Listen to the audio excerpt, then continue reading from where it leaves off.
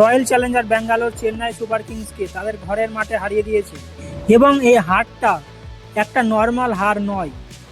মূলত চেন্নাই সুপার কিংসকে নিয়ে ছেলে খেলা করেছে রয়্যাল চ্যালেঞ্জার ব্যাঙ্গালোর।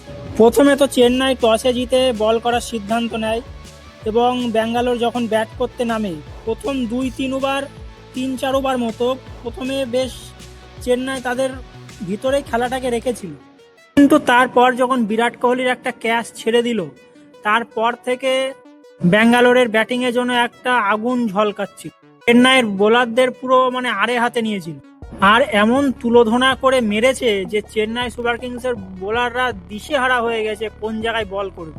আর চেন্নাইয়ের সেম প্রবলেম আবার ব্যাটিংয়েও ধরা পড়েছে। সঞ্জু স্যামসনও ফ্লপ হয়েছে। ঋতুরাজ গায়কোয়াড় ক্যাপ্টেনশিপে তো বোঝা যাচ্ছে না যে সে ক্যাপ্টেনশিপ করতে পারছে না, সে ব্যাটিংও করতে পারছে না, যে পারছেটা কি সেটাই বোঝা যাচ্ছে। আগের ম্যাচে আয়ুষ মাত্রে রান পেয়েছিল, এ মাসে ফ্লপ হয়েছে।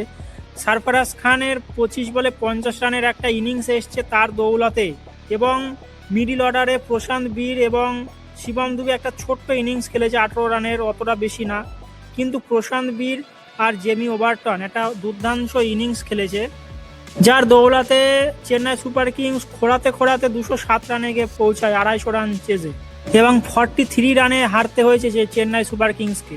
আর চেন্নাই সুপার কিংস এই পরপর 3টে ম্যাচ হারলো। এরপরেও যদি তারা না শেখে, এই থেকে কামব্যাক করতে না পারে, তবে আইপিএলে এই 2026 আইপিএলে চেন্নাই সুপার কিংসের যাত্রাটা খুব একটা ভালো হবে না। এখন দেখা যাক চেন্নাই সুপার কিংস কামব্যাক করতে পারে কিনা, না ঋতুরাজ গায়কোয়াড়ের ক্যাপ্টেনশিপে আবারও হারের সম্মুখীন হতে হয়।